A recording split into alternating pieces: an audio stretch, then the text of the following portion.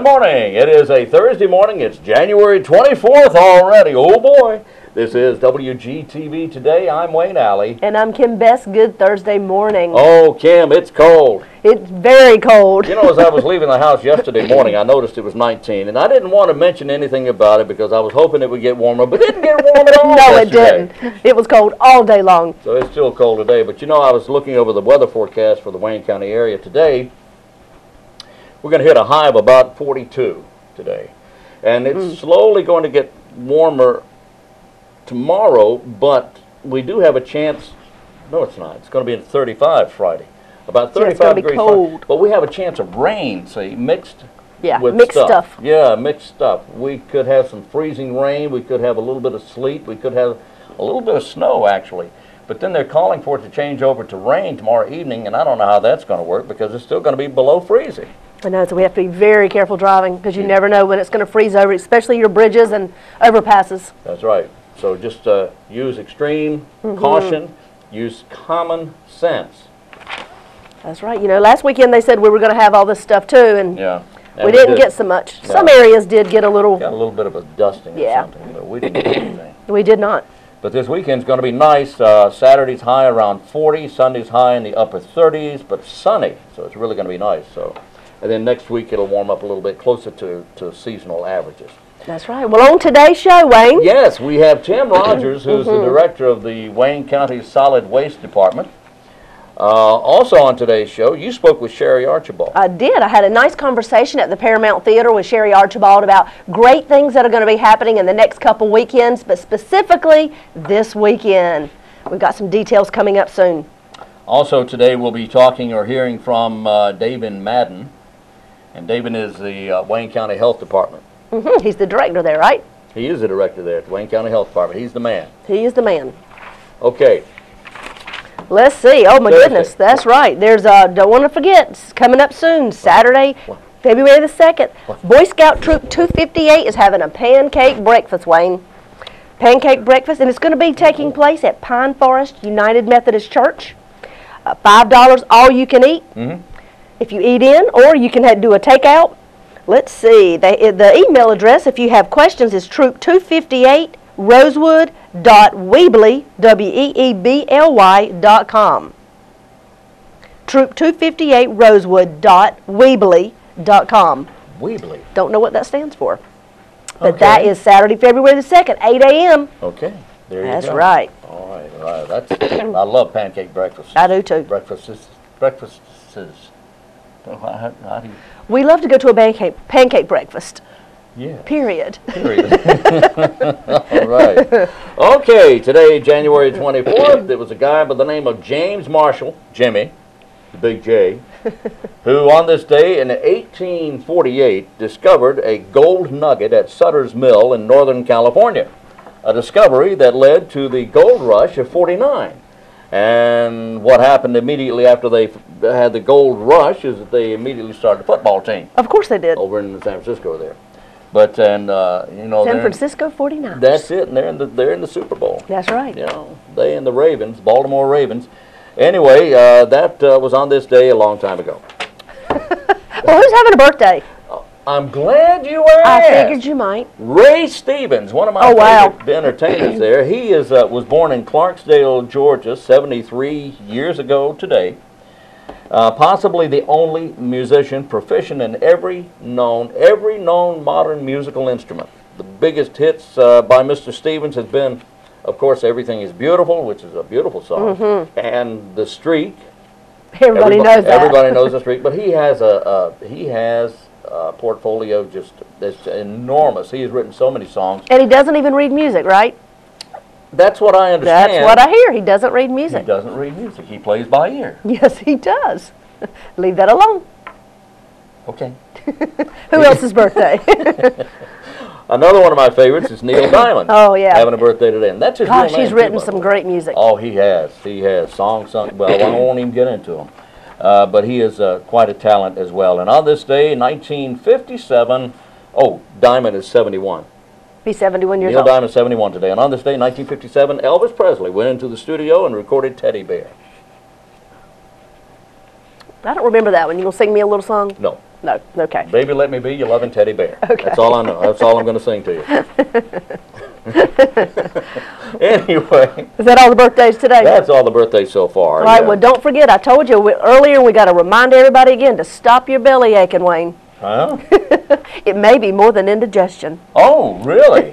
It may be, and if you'd like to find out more about it, Thursday, January 24th, which is today, this evening at 6 p.m. at Wayne Memorial Hospital in their auditorium, Stuart Futch is an MD. He's a gastroenterologist who utilizes the area's most advanced technologies to help patients suffering from a wide variety of digestive issues. Join him tonight to learn how together you can take control of your digestive health. Registration is required, though, so you need to call today at 919-731-6299 if you would like to go tonight to hear what he's got to say about belly aching. I got to hand it to you. What's that? That took a lot of guts. It's so funny. Okay. All right. Way to go there, Kim. Let's see what else we have here. Got, on a serious note, Yes. The Wall That Heals is coming to Wayne County. Oh, yes. Now, we're going to talk about that, let you know about what's going to happen here, but we'll be talking more about it later on. In April, The Wall That Heals, the Vietnam Veterans Memorial, is scheduled to arrive in Goldsboro under escort from several people: the Guardian Brotherhood, the Patriot Guard, the VFW Motorcycle Club, American Legion Riders, Ghost Riders, and the Sheriff's Office. And this will be on Tuesday, April 16th. And the closer we get to that date, the more you're going to hear about that. The Wall That Heals is coming to Goldsboro. We'll And maybe we can go out and do some videoing about the wall. plan on doing that. That'd be great. Okay. Well, Wayne, before we go and hear what Tim Rogers has to say about the solid waste here in Goldsboro, we need to say a big congratulations and a big thank you to both the city and the county employees. Yes, they do. Those that participated in the American Red Cross friendly competition between the county and the city. Yeah. We want to say thank you very much. Truly, we had quite a few people, over 90, come out and try to give blood. We ended up getting, 77 units? 77 units total. That's right. That's and wonderful. we had, I think it was 33 from the county and 42 or 3? 44. 44 from the city? Not that I remember. Of course not. So, guess what? What? The city won. Yay, city employees. All right. Stop. No, that's wonderful, and congratulations to you there. Yeah. But, But congratulations to everybody, because seriously, 77, how many lives does that save, Wayne? That's potentially 231 people will benefit from the blood we That's gave. exactly right. That was wonderful. That's That right. was wonderful. So thank you, and you know what? This may become an annual event, and maybe we'll have some surprises to kind of go along with that I to hope make it so. even more interesting. Yeah, I hope so. That was wonderful, and again, congratulations, and thank you so much for participating in the blood yes. drive. And I do hope we do make this. Oh, yeah, I think it'll be fun. Yeah, it will be. Will be. Wait till next year. That's right. All right. Wayne County Reads has selected their book. It is entitled Bless Me Ultima. And we'll tell you more about that a little later on.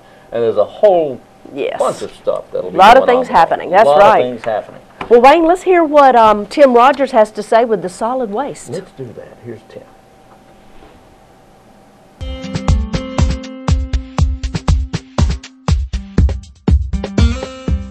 Today we're talking with Tim Rogers. Tim is the director of the Wayne County Solid Waste. How are you, sir? Good, Wayne. Solid Waste Department, what does that mean? Well, we take care of any of the waste needs Wayne County has, whether it be municipal solid waste, which is your household trash, or industrial waste, or we also take care of the construction and demolition waste in Wayne County. We also run a C&D landfill, which is construction and demolition. We also operate 13 convenience centers, and we haul all the recyclables from our convenience centers as well. All right, now I haven't been to all the convenience centers, but wow, man, they are fantastic. They are. The one I live closest to is the Mitchell Road site. And are they all pretty much the same as far as what's offered? Yeah, they're pretty much the same. We do have a few sites that offer electronics pickup, and not all our sites have metal bins, so you can discard your old metal grills or whatever. Lawnmowers and that sort of thing. That's right. Yeah. If the site is large enough, we can do that. We do, because we want to make it as convenient for the citizens as possible. And we have expanded in the last few years and added some of those. Some of our sites, unfortunately, are the size of them won't allow us to do that. But when we can, we try to go ahead and add that to save the citizens from having to drive. Well, initially it was drive to the landfill. That was the only place we accepted metal. And white goods, which is your washers, dryers, refrigerators. We started out with a few sites, put some boxes out there, and the response was really good. And it took a while to get them all converted over to have the metal boxes. But like I said, when we can, we've done that. And I think that's been a big help, you know, to have them out there. It's obviously you get a lot more of it where it needs to be, which is with us where we can dispose of it properly versus, you know, beside the road or in the woods. Now they all have newspaper, bottles, glass, and cans. Yeah, any of your traditional recycled materials at any convenience center. And there's 13 of them here in Wayne County. There is. Plus, or that includes, of course, the main landfill area. That's right. There's a recycling area there at the landfill. There is. Right. There is. We have a metal area there, which used to be our main metal area, which we've had for years. We've recently expanded that, and we have created an area where the public can go up top, throw into a box, versus driving down on the landfill, which is there's a safety issues there. Driving down, you know, we have a lot of large equipment. You know, a lot of the large haul trucks. People were getting lost. You know, because if you've not been to the landfill, the area is pretty large, and it's easy to get lost. I mean, it is, and we had some issues with that as well. So we felt like that would be the thing to do, to go ahead and build one of those sites, and that keeps people from having to go down there, and it's been great. It's a really nice site. It's very neat. It's well laid out, and it's just outside the main entrance or the main gate to the landfill area. That's right. So so it's just like driving to any convenience center. You can go to the main landfill and use that site to take just about anything. Take just about anything. Now, and something I noticed the last time we were out there, I noticed that there's an area that you can take old paint. Is that still there? It is. We have an area where we can accept old paint. We have a household hazardous waste day each year, and we normally try to get it on the website and get the word out. Probably come talk with you at that time. Right. And we'll get a vendor depending on who's the lowest bid that year, and they'll come in and help us dispose of it. Okay. Now, can you bring the paint in at any time and leave it there, or do you? If it is a small amount, you know, but we try not to take a large amount of it. We don't want to keep a whole lot of it on site. We try to go ahead and get rid of it when we get it for liability reasons. But if you've got a can, half a can of paint, and you want to bring it in, yeah, we'll let you leave it there. All right. 100 gallons is a bit much. Right, right. But when we have a household hazardous waste day, I mean, you know, we get a lot on that day. Do you have any idea? Have you set a date for the household hazardous waste day yet? We have not set one for this year yet. Okay. But do you do it twice a year or once a year? Once a year. Once a year. Okay. All right. Now what about the household waste disposal? That would include pesticides. Does that include pesticides? We do accept pesticide and herbicide. That's actually the North Carolina Department of Agriculture runs that part of it. They handle that part of it. They've got a container there, and we collect that for them. But they actually take care of the disposal of that. Oh, they do. So they help us with that. Right. There's a lot of different departments and people involved with landfill and with recycling. That's right. And while you're the director, there's a lot of things happening. Yes, there is. Sure is. People just, you know, you just don't take trash out and throw it out there. There's you a lot of things that are done. No, you don't. Obviously, I'm sure everybody knows that if you run a landfill in North Carolina or in the country now, but it has to be a line landfill. And now that means there's a what? A plastic sheet? That's right. There's a synthetic liner that goes underneath 2 foot of soil, which contains any liquids that may leach out of the trash. And that's an environmental concern. That's exactly right. And we pump it to a wastewater treatment plant here at Goldsboro, and they treat it for us. That's obviously an expensive process. The last sale was about $4 million. So, yeah, there's a lot. There's a lot involved. $4 million? Yes. Wow. Yes. That's to treat. Is it to treat? Did you say? Well, water? The reason for putting the liner in there is so it can be treated and not, get into the groundwater. Okay. So that's the reason we do that. But obviously increase the cost, a lot. I mean, 22-acre sale, It's going to be a lot of... Yes, a lot of I think there's 9,000. There was something like 90,000 square foot of piping in there. Wow. Just to collect all that. All the water. Mm-hmm. Yeah. Or yeah. No, it's not water. Well, it's not. Yeah, it becomes water. That's right. That's right. But at the same time, you're able to offset part of the cost of the landfill. Is that right? We are. We were lucky enough to partner up with a British company, actually, Methane Power, and they came in and put 3 generators in. Yeah. They're 1 megawatt apiece, so 3 megawatts of power we're producing. Right. And that's all powered. The generators are powered by our methane gas. That was something we have produced for 40 years, but just never utilized. In 2001, the state mandated that we had to put a gas system in. Well, how we were destroying the gas is we were burning it. We had a big candle flare out there. Methane gas. Methane gas, right. And we burn it all the time. Right. And this company came in and they said, "Hey, I think we can utilize that and actually create some power with it." So it worked out. We got the deal done. They've got the generators in. We've been running for about 2 years now.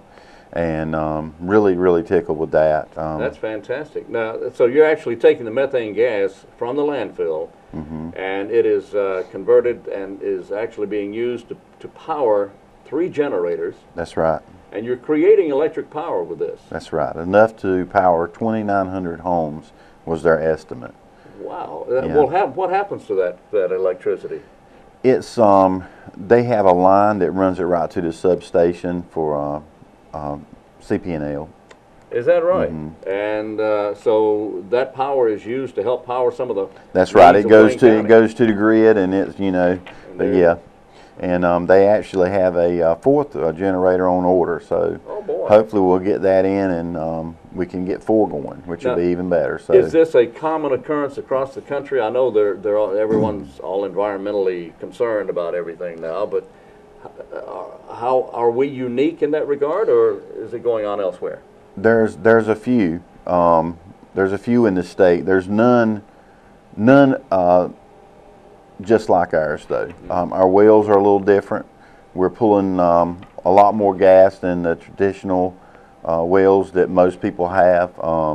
So we're getting a lot more gas out, which is good. I mean, you want to get every bit you can out of there.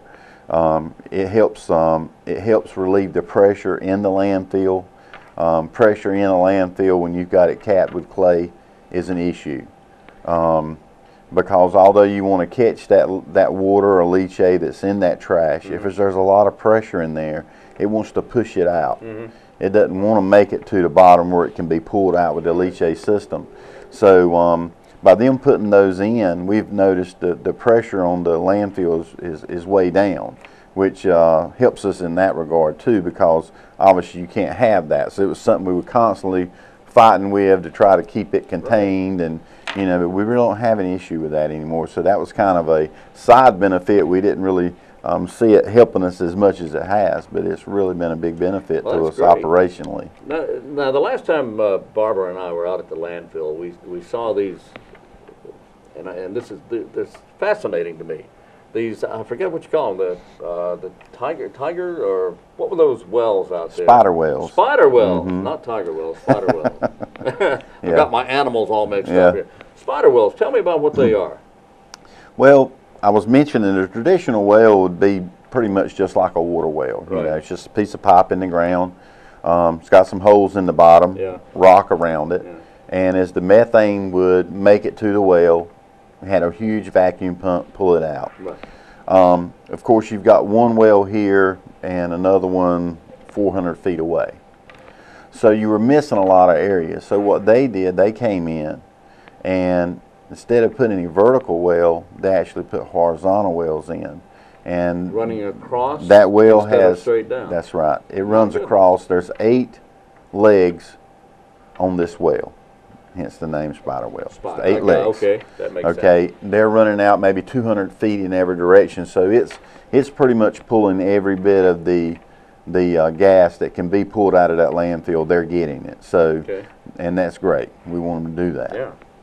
Wow. And how about that? Is that how many other counties across the country are using that particular? Do you have any idea? Nobody in the country are using these. No, nobody. We're the first landfill to have them. I'm sure that obviously, we'll see some more in the future, but we feel we're very fortunate that they were able to come in and that process worked out as well as it did. It's helped us out, and we get a portion of the revenue, the power they sell. So it's beneficial to us for them to, if they can put another 4 or 5 generators on, that would be great. That would be help offset the cost of operating the landfill. So. Well, that's fantastic. So so we have revenue coming in from that. There is some expense involved with the water leaching, and then going over to the water treatment plant. But we're also utilizing greatly, I must say, the environmental concerns for recycling. That's right. There's a lot of recycling going on here. There's a lot of recycling, and of course I mentioned the cost of the sales and what they cost each county to put in. So obviously we don't want to put anything in that sale that doesn't have to go in there. And that's the reason we run a C&D, or construction demolition landfill. Anything that we can put in that landfill which is unlined, we do that. But especially if there's anything we can recycle, then we definitely don't want to put it in our landfill. We want it to last as long as possible. And we have been able to, in the past, we've been able to take a 5-year sale and stay in it for 7.5 to 8 years. So naturally, that's a lot better for the county, a lot more cost effective, saves you from having to build another cell as quick. Some of that's recycling, some of it is operating techniques have improved, the machinery improved over the years. So we're real proud of that. And I must say, I have to contribute that to the staff out there. We have great people out there, from the management staff to the employees, our truck drivers, equipment operators, mechanics, office staff. Everybody keeps that. That's true. Keeps that going. And I was going to bring that up. That you do indeed have an amazing staff there. They're just fantastic people, and they're great employees of Wayne County, and they do a great job. And they're always looking out for new ways to do things and new ways to improve. They are, and I think their attitude towards the public, whether it be at the convenience centers, which I want to commend all our convenience site workers to assist the public the way they do. But I think everybody has the right attitude and why we're there, and I'm really proud of everybody that's out there. Well, I'll tell you, every time I either call or go out there, everybody is extremely nice. They're polite and they're knowledgeable. They know what they're doing, and they're very helpful and willing to help. Well, I appreciate that, Wayne. That's not only at the landfill, but also at the convenience sites as well. Tim, you're doing a great job. I appreciate you coming by and talking with us today, and it's obvious that Wayne County is on the cutting edge. We're leading the pack, if you will, and I believe we are. We're at the forefront. Well, we are. It's obvious to me. So keep up the good work. All right. Appreciate Thank it. you, Tim Wayne. Rogers is the director of the Solid Waste Department here in Wayne County.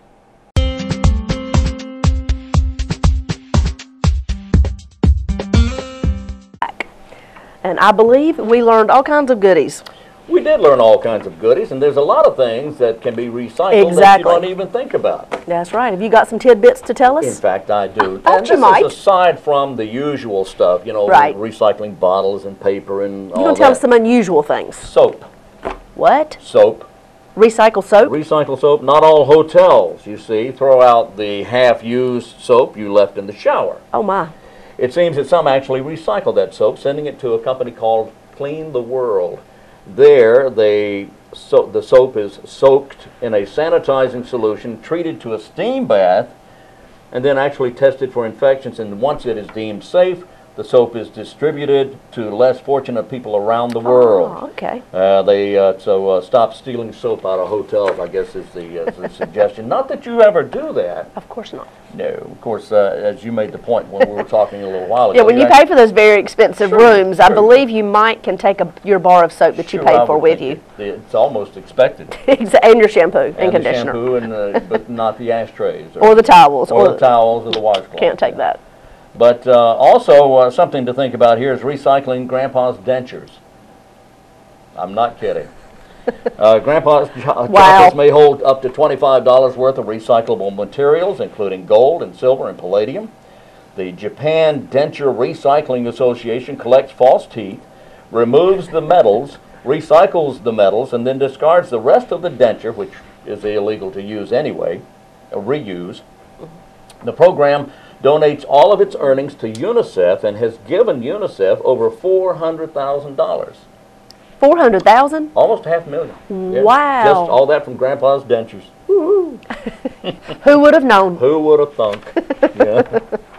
Wow. Well, Wayne, if you're interested in cutting your grocery bill in half, we have got somebody who's coming to Goldsboro to give us some tidbits. Okay. At the Wayne County Public Library this Saturday from 1:30 till 3:30, there's a smart spending workshop. You call the Children's Department at the Wayne County Public Library for more information about this program. The number is 735-1824, extension 2. 735-1824, extension 2. Because, boy, you had too many numbers. I know, that was getting you, wasn't it? Say it again. 735-1824, extension 2. Got it. Smart Spending Workshop this Saturday. Okay. All right. Great.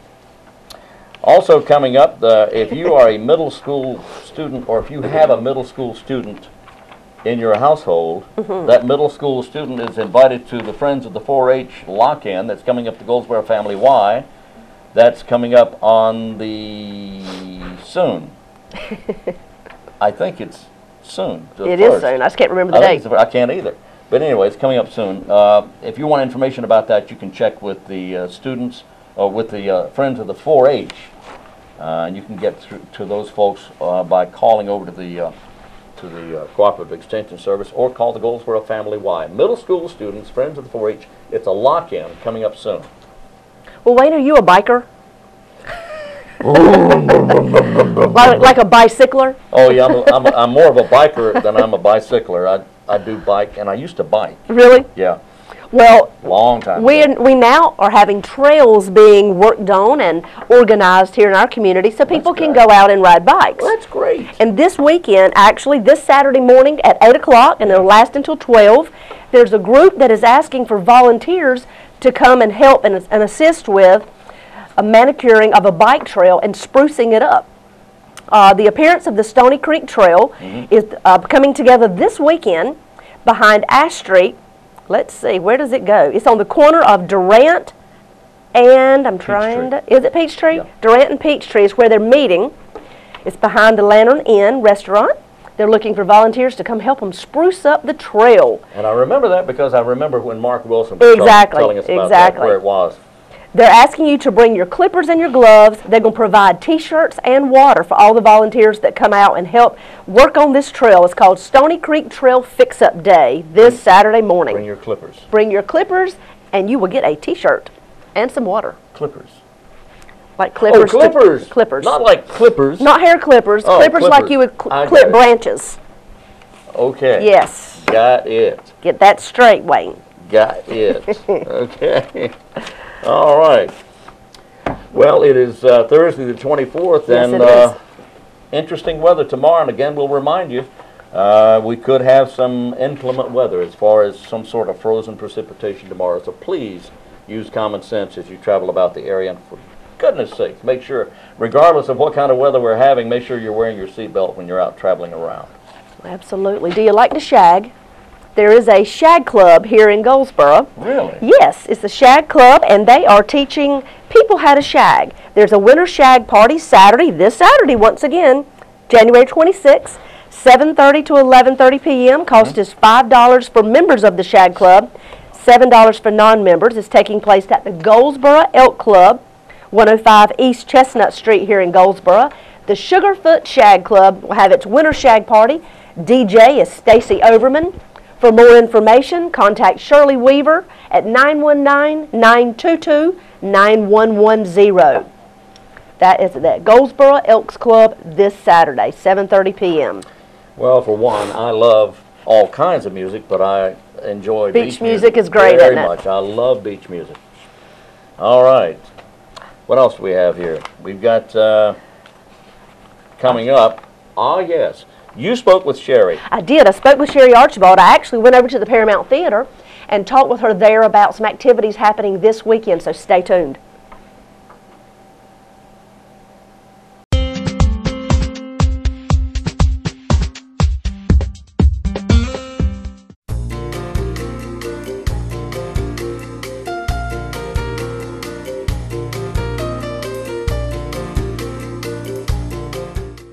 Hi, I'm Sherry Archibald with the Paramount Theater, and I have a guest with me that's very familiar to you viewers at Wgtv. Miss Kim Best is here with me wearing a different hat today.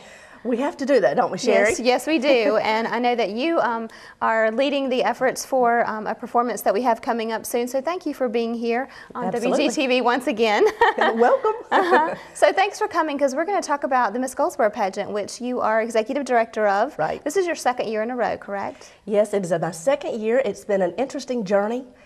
We have so much community support. I can only say thank you over and over because it is well deserved. We've had such a huge amount of response of people coming in wanting to sponsor, be a part of, buy tickets and come to the show, and the list goes on and on. So we do appreciate your help and your sponsorship. Well, we do have a very generous community, and so I'm certain that we do have a lot of sponsors that are helping to support this effort. And you have a lot of very talented competition going on too, don't you? It's going to be a tough one. I would hate to be a judge sitting there. I can tell you, even though they're certified and they have, the judges with the Miss North Carolina system do have to go through a rigorous process to become different levels of judges in the Miss North Carolina system, from a novice, which is from your community, which means it's somebody who has no experience whatsoever, that knows none of the girls, and then you go up and you have a level 1, level 2, and the list goes on up to a chief judge. So it all depends on your level of experience and expertise.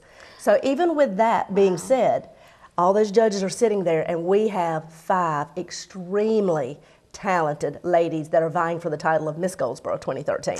Wonderful. And then, of course, they would go on to for the the title one of who Miss is North awarded. Carolina. That's right. The one who is crowned Miss North Carolina 2013 will actually go on, and this summer in June will compete for the title of Miss North Carolina. And of course, whoever wins that goes on to Miss America, just like we've just seen recently. And of course, the event is January the 26th of 2013, so it's coming right up. That's right. And you can purchase your tickets. You can go to the website, actually, MissGoldsboro.com. That's right. That's the easiest way. Go to MissGoldsboro.com, and within the first line or two on the welcome page, right there on the home page, it tells you where you can, who you can call, what email you can go to. It makes life much easier. I just figured it would be easier for people to remember MissGoldsboro.com. And from what I have seen the last several years, you guys every year do something a little extraordinary. So there's always a surprise. That's right. We put on a mighty special Anything production. that you can share? Well, we've got to kind of keep the whole night a little mysterious. I will tell you, it is called Glitz, Glamour, and Goldsboro. So it'll be very glitzy this year, very glamorous. We have huge production numbers that the girls participate in. And, we don't just have the 5 ladies that are competing for that one title. We also have 6 ladies that are competing for the title of Outstanding Teen Miss Goldsboro. And that young lady's between the ages of 13 and 17, and she'll also go to the state level and compete in North Carolina's Outstanding Teen. Which is a wonderful mentoring program. That's exactly what it's meant for, is for these young ladies to have some time on the stage to go through the same process, but at a younger level, and then they can see, is this something I'd like to try to attain as I age and as I grow? How long has that been going on? Because it's such That's not that old. idea. The program is only a little over 7 years old. Okay. Okay. And they have nationals as well. They're in Orlando, Florida. Wow. And the girl wins a tremendous amount of scholarship money. Wow. So, yeah, oh yes. Really getting them ready to go. That's exactly right. Well, all the funds that these girls are awarded is not just prize money. This is scholarship money. That is what they get. Every one of these girls that participates and the girl that is crowned Miss Goldsboro and Goldsboro's Outstanding Teen will be awarded scholarship money, which helps them further their education. So, you know, there's so many different things I can say about this process. Going through it from every side now. I've been through it, you know, as a parent. I've been through it now as a director. I've been through it as a judge. So I understand the entire process. And the one thing that I can say is that our community has some fantastic young ladies. We have community support. We have parent support.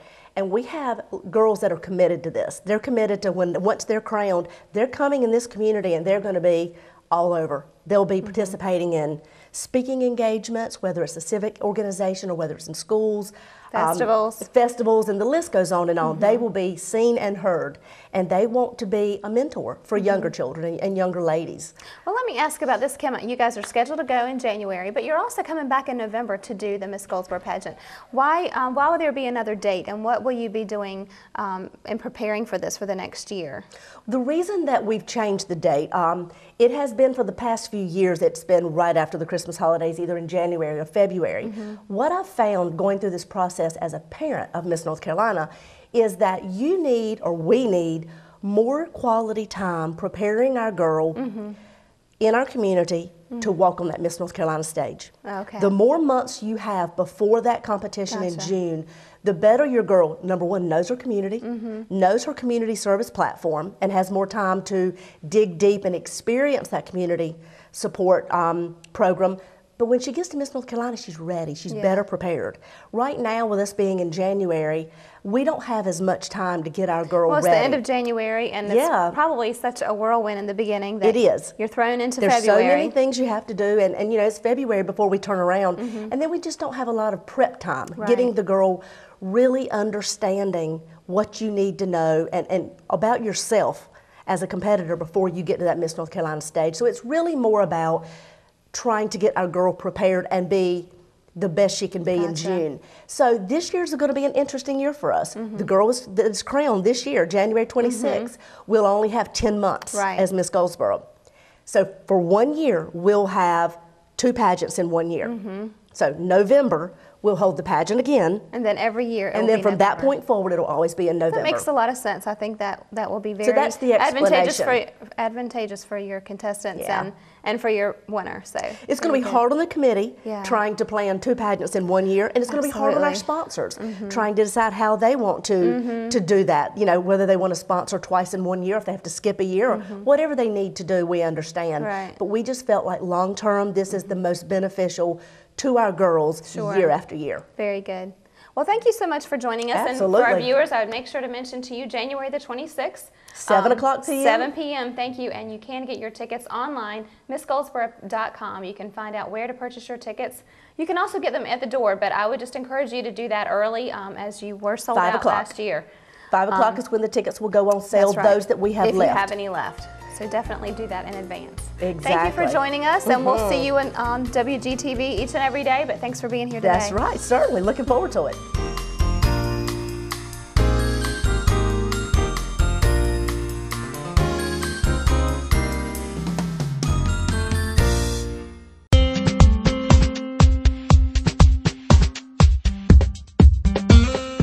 With us, it is a Thursday. It is January 24th, close to the end of the month. That's right. You know, the last day of the month is a week from today. Gosh, January went just like that. Wasn't it just Christmas last week? It sure felt like it. Last week, yeah. Yeah, it was, as a matter of fact. Man, time flies. Well, it does fly. And moving along into the year, Wayne County Reads has made their selection of their latest book. And I mentioned this a little while ago. The name of the book is Bless Me Ultima. It's the first book of a trilogy written by a gentleman by the name of Rudolfo Anaya. And there's a lot of activity involved with this book. The kickoff will be on February 4th, coming up at 7 o'clock at Moffett Auditorium at Wayne Community College. The book will be available that evening. The kickoff talk will be a discussion on Latino migration to North Carolina by Hannah Gill. That will be again on February 4th at 7 p.m. at Moffett Auditorium. Wonderful. Well, Wayne, if you want to learn the soft skills that the employers want, they're holding a seminar at Wayne Community College, and nowadays, you know, with people looking jobs, this should be a great opportunity. It's Monday, January the 28th, this coming Monday, 9:30 a.m. to 4:30 p.m., Wayne Community College. The Wayne Business and Industry Center at Wayne Community College has scheduled 5 sessions of soft skill training for the spring semester. Participants will learn about work relationships, interviewing, communications, critical thinking, teamwork, and other skills that employers want people to learn. Completers of the class leave with a certificate, well, that's great, a finished resume, an application tool, a full soft skills evaluation. Okay, so after you've gone through it, I guess they'll evaluate you and give you tips on how to improve. You know, that's great. I had Ms. Ivy in from the Business and Industry Center. Diane Ivy? I had Diane Ivy in a couple of days ago, and she was telling me that there are people who go through these classes. They it turns out they end up doing well with their math. They end up doing well with their sentence structure and wording, writing proposals and such. But the interview skills are just... Interview skills are terrible. They don't know where to start. They don't know how to conduct themselves, and sometimes they don't show up wearing the proper clothing. Right. They don't know how to be interviewed. Well, these classes were developed and by input from local business owners. Yes. Local industry gave their input of what they're looking, what they need, and the things that they've seen when people come to interview. And so they had their input, and these classes were directed a lot around that. And they're going to take place, let's see, January 28th through February the 1st. And the list goes on and on of how long they last, but they start January 28th. Next week. And there's different sessions. Classes are taught 9:30 a.m. through 4:30 p.m. Monday through Thursday. And Friday is reserved for appointments for mock interviews. Oh, that's fantastic. There's no charge for this. Really? That's amazing. Wow. No charge, but pre-registration is required. You can contact Jenna Cantwell at Mount Olive College. And Jenna's been in with us as well. Yes. So this is a great opportunity. That's great. Yes. And it's free. It's free. Don't cost a thing. And they're going to offer 5 sessions on different topics. And like I said, these topics were given through input with our local business owners right here in the community. That starts Monday. So that's right. Today's Thursday. You need to get on the ball here and either call or talk to somebody out there about that. That's right. It starts Monday. All right. Black History Month is February. That begins, February, of course, beginning next Friday. February will be a busy month at the Senior Center, celebrating Black History Month. Wednesday, February 13th at 10:30, they'll have exhibitions and information on local black leaders. Refreshments will be served. And on the first 3 Tuesdays at 10:30, they're going to run Black History Trivia Challenge. Plans are in the process to have a Saturday program involving music and dance. Anyway, all these programs are free and open to the public. If you want information, call Aaron at the Senior Center at 705-1785. And stay tuned. There'll be several other things happening throughout the month that will be in celebration of Black History Month. So we'll be sharing those with you. All right. That's right. And don't forget, at the Arts Council of Wayne County, Monday, January 28th, this coming Monday at 5 o'clock, youngsters ages 14 to 18 have the opportunity to paint pop portraits with Lou Ann Smith. Paint pop portraits? Can you say that 3 times? No! Yes, they can. Children will create an Andy Warhol type painting series using a photo of themselves, which ought to be kind of neat. That should be kind of neat, yeah. You can call the Arts Council at 736-3300 for additional information. Wow, that'll be fun. That will be fun. That's right. Yes, I never tried to paint a pop. Well, I have not either, but, you know, a pop of yourself. Because remember, they're taking in portraits of the pictures of themselves. No, that's true. That's true. Okay, very good. Who's next? I believe Davin is. I believe he is. DAVIN MADDEN is the director of the Wayne County Health Department, and let's see what DAVIN had to say.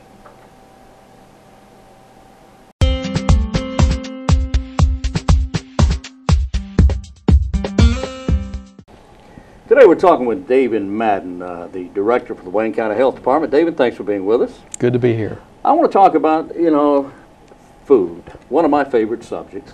But in particular, when you're working and you're on a schedule and you're in a hurry, or perhaps students in school or in a hurry to get home. Let's talk about fast food. Now, my theory as a layperson, my theory is you can eat anything you want to eat as long as you eat it in proper proportions. Moderation. Moderation, that's the key right there. Right. How do you feel about that? I agree. You do? To a certain extent. To an extent, okay. Yeah, you know how it is with public health officials. We always have a but somewhere Yeah, I in there. know. There's always an exception Always. or an amendment. All right, so what is the general feeling or general consensus about fast food among health professionals? Well, I'll speak for me as a health professional. Okay. All right. I can't speak for other people, but I think that fast food is part of our culture. The reality is fast food isn't going anywhere. What we have to do is try to modify our behavior to accommodate it into our lifestyle so that it doesn't have a negative impact on our lifestyle. Mm-hmm. And that goes with everything else. That goes with so many other situations.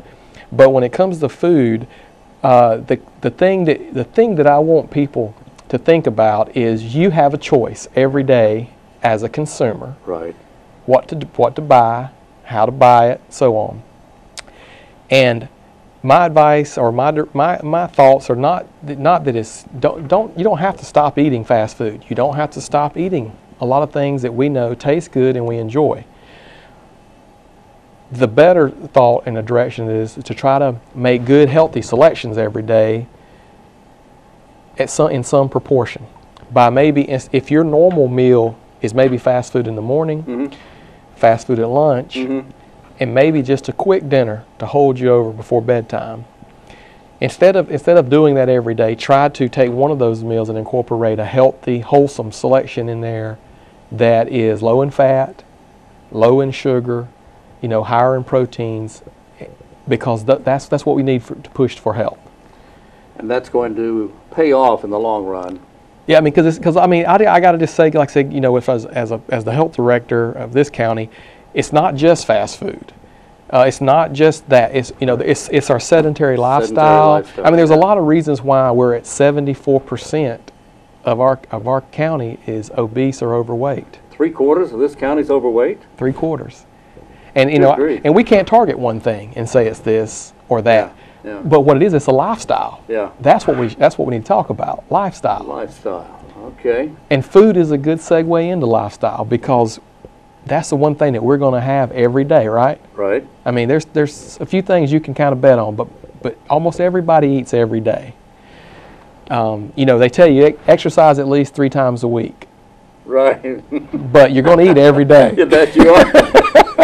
That's good. Okay. All right. It's not that we abuse fast food. I think we do. We abuse the convenience of it is to the point that not just fast food, but processed foods. Frozen foods, quick fix entrees, those things. I mean, they'll sustain you, but they're not necessarily all good for you. Right. And we're in a agricultural society. Especially here, we have wonderful farmers. We have a lot of foods that are grown locally, and I say locally, I don't mean just in Wayne. I mean in adjacent counties nearby. Sure. We're a very rich and blessed county in North Carolina to have access to all this healthy food, fresh produce, grown locally. No question about it. But at the same time, in the southeastern part of North Carolina, we have some of the highest rates of obesity and diabetes and so on. Heart disease. Because of lifestyle. And lifestyle. The foods we eat and the way we live, our sedentary lifestyle. And people, there's a two-way process of this that we have to understand. Yes, people have their accountability for the way, what they eat, how they eat, what kind of lifestyle they lead as far as activity. But at the same time, there's the other side of the coin. You can't just tell a person you got to do better and walk away. We have to kind of ensure that there's options out there. That's right. Because you can tell a person you need to walk more, but do they have a place to walk? You can tell a person to eat better, but do they have access to healthier foods? You're right. So that's really the big crux of the problem. That remember I talked one time about community partner collaboration. Yes. And that was kind of a vague topic a little bit, and we kind of chewed around with it. But that's where all this comes together, community involvement. Getting the people in the community, individual people, along with all of our partners, to just drive a mindset. And we're seeing it change. People are becoming more health conscious. They might not be health fanatics, but that's okay. We don't have to be a health fanatic to be healthy. You just have to be health conscious. Okay. Right. Like I said, instead of eating, you know, bad processed or things like that 3 times a day, try to limit yourself to maybe twice a day, once a day. Try to find an activity that you enjoy. You don't have to be at the gym, you know, lifting weights, but you know, maybe you can go walk. All those little things. The means is there, but we can always do a little better on our options. But we could also do a little better on our thought process, and that's where I think we come together with a chance to succeed. So you don't have to change 180 degrees all of a sudden. It's not going to happen. It's not going to happen. It's not going to happen. It's just like when people that want to lose weight and they go on a diet for a few weeks or a few months and they drop weight, and then later on, you know, they're back to their normal weight or whatever weight they were prior. You know, it's unrealistic to ask people to take a lifestyle that they've developed for their whole life and then think they're going to change that in a couple of weeks.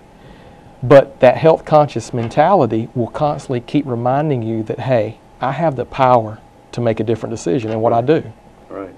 And what I do for the people around me and how I do, you know, as far as your neighbors or people that you can get active with, it takes that support to make it successful.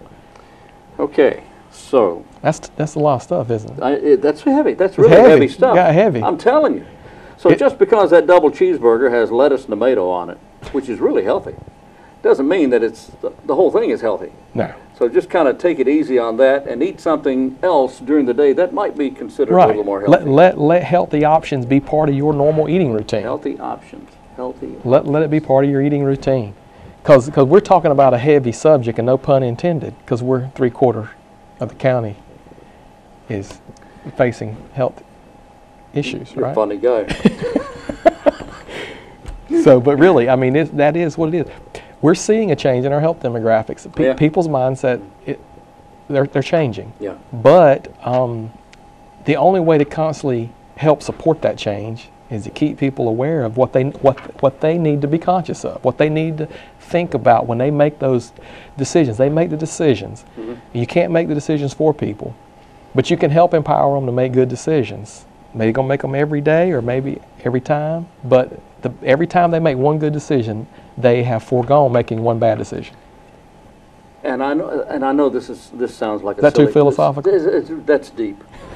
This is a silly question. It sounds silly, but I mean it sincerely. Okay. Why do we want to do this? Why? Longer life? See our kids graduate from high school? Oh, yes. College? Every one of those things. It's quality of life. The term we use in public health is quality of life. Yeah. We want everyone in this community to have a better quality of life. Yeah. Some people have a fantastic quality of life. Some people don't have a quality of life at all. But every time we take one step in that direction, we're improving quality of life for everybody. You know, it gets down to a lot of times very simply that a healthy community is an economically vibrant community, because healthier people miss less days at work. They can do a lot of different jobs. A lot of times that stems into workforce, and all that drives our economy, that drives our community, and all that. Every time that stays positive, the community is able to provide better. It's able to provide those options we talked about, increasing options, increasing mindset. All right. DAVIN MADDEN is the director of the Wayne County Health Department, and he's suggesting that you think about what you're doing. Think about it. And eat healthy. Be health conscious. Be health conscious. You don't have to be a health fanatic. Just be health conscious. And you don't have to turn your life around in one moment. Because, you know, we do that. We get fed up sometimes with the way we're living or, you know, our weight, and we're going to make this, I mean, a New Year's resolution is a good example. We're going to make an immediate change. It doesn't work. No, you got to make a change when it comes to lifestyle is a continuous thing. You don't get to a point that you stop. You just keep it going, and each step you make hopefully is an improvement towards your quality of life. If you could only clone yourself into about 130,000 people, there would be 130,000 DAVIN MADDENs, and you would go to each person in Wayne County, because what you're saying just makes so much sense. Well, man, if we have 130,000 of me, they won't be anybody in North Carolina. You know what? DAVIN is the health director for Wayne County. Thanks for being with us. Thank you, Wayne. I enjoy it. All right.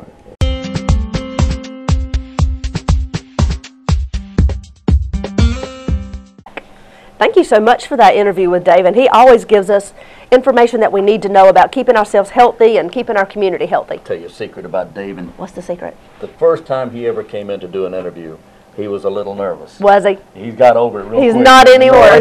He's fine. He's a great guy. He's very knowledgeable, and we have had a chance to talk to DAVIN, and he's very smart.